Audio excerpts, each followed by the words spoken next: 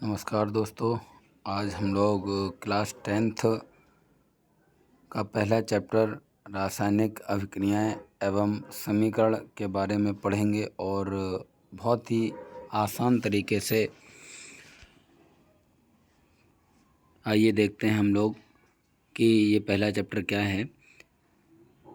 Chapter का नाम है chemical reaction and equation, Hindi में कह सकते हैं रासायनिक अभिक्रियाएं एवं समीकरण। रासायनिक अभिक्रियाएं एवं समीकरण, ठीक है ना।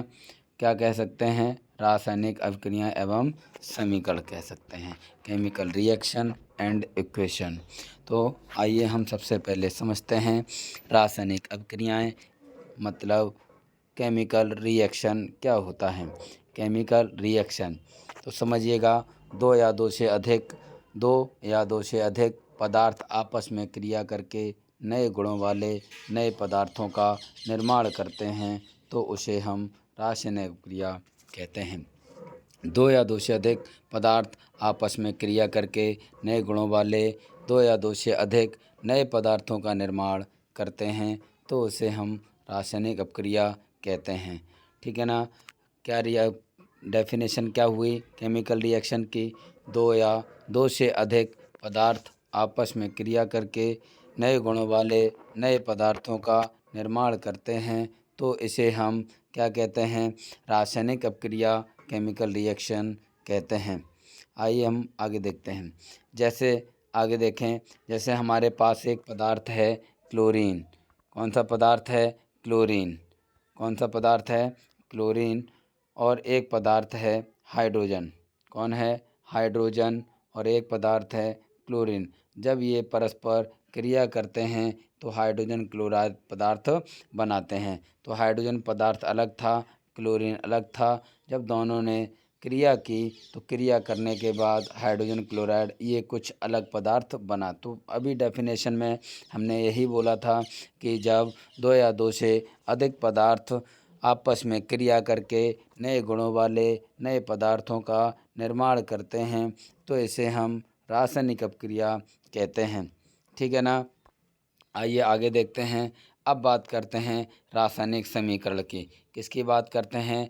रासायनिक समीकरण की। तो इंग्लिश में इसको कह सकते हैं केमिकल इक्वेशन। क्या कहेंगे? Chemical equation. क्या कहेंगे? केमिकल इक्वेशन कहेंगे। क्या कहेंगे? केमिकल इक्वेशन कहेंगे, ठीक है ना। तो परिभाषा क्या है? जब रासायनिक अभिक्रिया में पदार्थों को उनके प्रतीक चिन्हों से लिखते हैं तो लिखने का यह प्रदर्शन ही क्या कहलाता है? रासायनिक समीकरण कहलाता है। क्या परिभाषा है बच्चों? जब रासायनिक अभिक्रिया में पदार्थों को उनके प्रतीक चिन्हों या अणुसूत्रों द्वारा प्रदर्शित किया जाता है तो इसे हम क्या कहते हैं? रासायनिक समीकरण कहते हैं। बच्चों ध्यान दें, सभी के सभी हाइड्रोजन, अभी हमने ऊपर लिखा था हाइड्रोजन। क्या लिखा था? हाइड्रोजन लिखा था।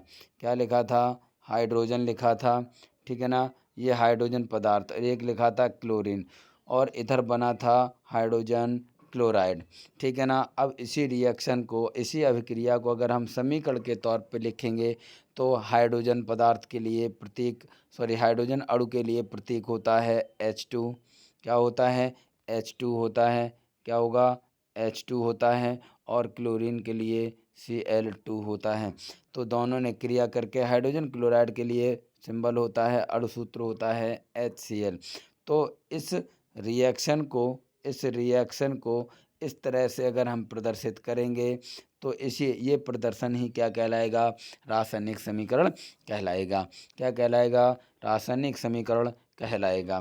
तो बच्चों आपको याद हो गया होगा कि रासायनिक अभिक्रियाएं किसे कहते हैं और रासायनिक समीकरण किसे कहते हैं। रासायनिक अभिक्रिया का मतलब क्या हुआ कि जब दो से अधिक पदार्थ आपस में क्रिया करके नए गुणों वाले नए पदार्थों का निर्माण करते हैं तो इसे हम रासायनिक अभिक्रिया कहते हैं। और रासायनिक समीकरण की बात करें, केमिकल इक्वेशन कह सकते हैं। रासायनिक अभिक्रिया में पदार्थों को उनके प्रतीक चिन्हों द्वारा प्रदर्शित करते हैं तो यह प्रदर्शन ही रासायनिक समीकरण कहलाता है। जैसे हाइड्रोजन को H2, क्लोरीन को Cl2 और हाइड्रोजन क्लोराइड को HCl द्वारा प्रदर्शित करके अभिक्रिया को लिखा गया है। ये प्रदर्शन ही क्या कहलाएगा?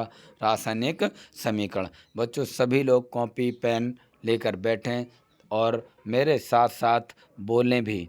अगर आप बोल के प्रयास करेंगे तो आपको 100% आपको याद हो जाएगा। और ये जो सिलेबस मैं पढ़ा रहा हूँ ये आपके एग्ज़ाम के लिए बहुत ही ख़ास होने वाला है। आप पूरा तैयार कर लेंगे तो मैं आशा करता हूँ कि आप लोग इसे तैयार करके बहुत बेहतरीन एग्ज़ाम में मार्क्स ला सकते हैं। अब हम पढ़ते हैं अभिकारक। बच्चों अभिक्रियाओं में अभिकारक, इसको हम रिएक्टेंट कहते हैं। क्या कहेंगे? रिएक्टेंट कहते हैं। क्या कहेंगे? रिएक्टेंट। अभिकारक, एक पदार्थ होता है अभिकारक। तो बच्चों अभिक्रिया में जो भाग लेने वाले पदार्थ हैं उन पदार्थों को अभिकारक कहते हैं। जैसे इस अभिक्रिया में हाइड्रोजन और क्लोरीन, क्रिया में भाग लेते हैं। अतः इधर वाले पदार्थों को ही हम क्या कहेंगे? अभिकारक कहेंगे। क्या कहेंगे? अभिकारक कहेंगे। ठीक है ना? क्या कहेंगे? अभिकारक कहेंगे। तो क्या डेफिनेशन है अभिकारक? रिएक्टेंट। अभिकारक को क्या कहेंगे? रिएक्टेंट। परिभाषा क्या होगी? अभिक्रिया में भाग लेने वाले पदार्थों को अभिकारक कहते हैं। क्या कहेंगे? भाग लेने वाले पदार्थों को अभिकारक कहते हैं। अभिक्रिया में भाग लेने वाले पदार्थों को अभिकारक कहते हैं। ठीक है ना? जैसे इस अभिक्रिया में H2 और Cl2 क्रिया में भाग लेते हैं, अतः ये H2 और Cl2 क्या होंगे? अभिकारक। एक मतलब आपको सीधा सीधा एक चीज़ समझ में आ रही होगी, ये जो तीर लगा है, तीर से पहले जितने भी पदार्थ लिखे गए हैं उन पदार्थों को ही अभिकारक कहा जाता है। इसका मतलब ये हुआ कि अभिकारकों को रासायनिक समीकरण में तीर से पहले लिखा जाता है। ठीक है ना? इसके बाद बच्चों आप ये भी कहेंगे कि तीर के बाद जो लिखे होते हैं उनको फिर क्या कहेंगे? तो उनके लिए बच्चों अगला एक और टॉपिक है जिसको कहते हैं उत्पाद, प्रोडक्ट। क्या कहेंगे? प्रोडक्ट, उत्पाद। क्या कहेंगे? उत्पाद यानी कि प्रोडक्ट। अभिक्रिया में बनने वाले पदार्थों को अभिक्रिया में बनने वाले पदार्थों को उत्पाद कहते हैं। अभिक्रिया में बनने वाले पदार्थों को उत्पाद कहते हैं। ठीक है ना? अभिक्रिया में बनने वाले पदार्थों को उत्पाद कहते हैं। तो ध्यान दीजिएगा, इस अभिक्रिया में क्या है कि HCl बनता है। किससे किससे? H2 और Cl2 से। किससे किससे बनेगा? H2 और Cl2 से। क्या बना? HCl। जो नया पदार्थ बना है, बनने वाले चाहे एक बने, चाहे दो बने, चाहे कितने भी बन जाएं, उन सभी पदार्थों को ही हम क्या कहेंगे? उत्पाद कहेंगे। इसका मतलब उत्पादों को तीर के बाद लिखा जाता है। क्या लिखा जाता है? तीर के बाद लिखा जाता है। ठीक है ना? कहाँ लिखा जाता है? तीर के बाद लिखा जाता है। ठीक है? अब हम बात करेंगे रासायनिक अपक्रियाओं के गुण क्या क्या हो सकते हैं। बच्चों ध्यान से सुनना है कि परमाणु पुनः व्यवस्थित होते हैं। क्या होते हैं? जब भी कोई अभिक्रिया होती है तो रीअरेंजमेंट ऑफ एटम यानी कि परमाणु पुनः व्यवस्थित होते हैं। व्यवस्थित, बच्चों ये गलत लिख रखा है, व्यवस्थित होते हैं। क्या लिख रखा है? ध्यान दीजिएगा, परमाणु पुनः व्यवस्थित होते हैं। कैसे होते हैं बच्चों? जैसे H2 लिखा है। क्या लिखा है? H2 का मतलब ये H सिंगल बॉन्ड H है। ठीक है ना? और Cl2 का मतलब क्या है? Cl2 का मतलब है Cl सिंगल बॉन्ड Cl। क्या है? Cl सिंगल बॉन्ड Cl है। क्या है? Cl single bond Cl। तो बच्चों एक H सिंगल बॉन्ड से एक H और Cl सिंगल बॉन्ड Cl से एक Cl, दोनों आपस में ये अलग अलग हुए तो ये परमाणु आपस में क्या हुए, रीअरेंज, पुनः व्यवस्थित हुए। पहले H के साथ H था और Cl के साथ Cl, जब नया पदार्थ बना तो बनने के बाद HCl बना तो H अलग हुआ, Cl अलग हुआ, यानी कि कह सकते हैं परमाणु पुनः व्यवस्थित होते हैं। क्या होते हैं, पुनः व्यवस्थित होते हैं, रीअरेंज होते हैं। क्या होते हैं, रीअरेंज होते हैं।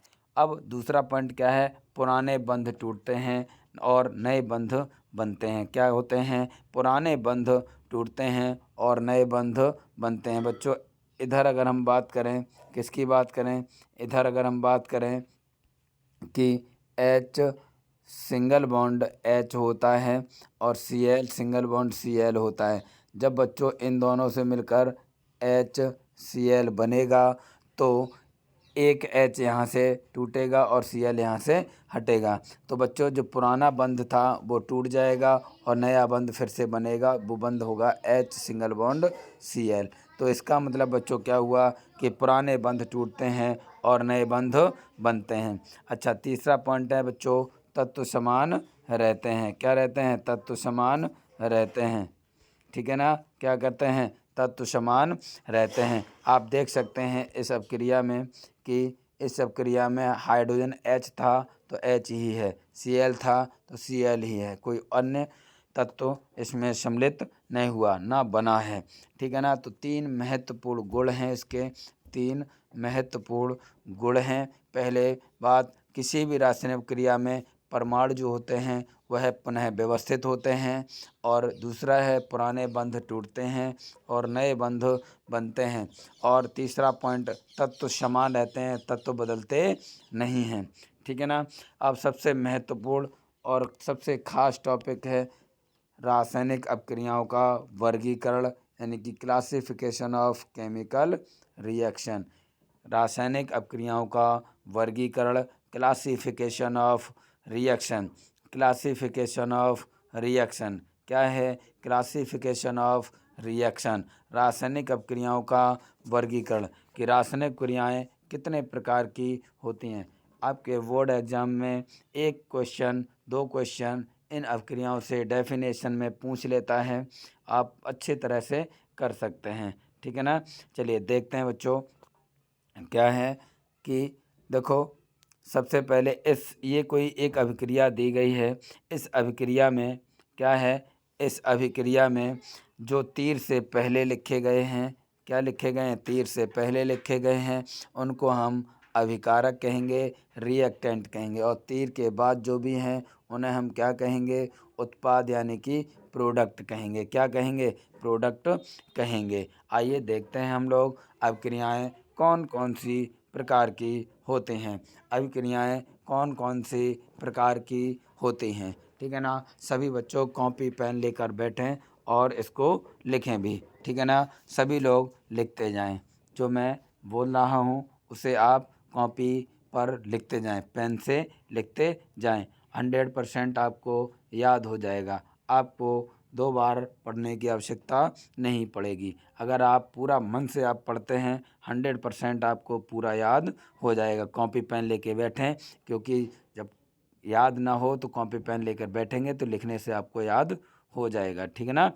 तो ध्यान देना है, मंजिल को भुलाकर जिया तो क्या जिया, दम है तो इसे पा के दिखा, लिख दे अपने खून से किस्मत की कहानी और बोल उस किस्मत को, दम है तो इसे मिटा के दिखा। ध्यान दीजिएगा, सबसे पहला है संयोजन या योगात्मक अपक्रिया। इसको क्या कहते हैं, एडिशनल रिएक्शन। क्या कहेंगे, एडिशनल रिएक्शन। क्या कहेंगे, एडिशनल रिएक्शन, संयोजन अभिक्रिया, या इसी को हम कह सकते हैं योगात्मक अभिक्रिया। क्या कहेंगे, योगात्मक अभिक्रिया।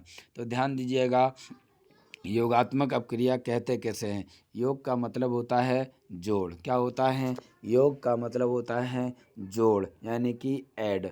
क्या कह सकते हैं, ऐड।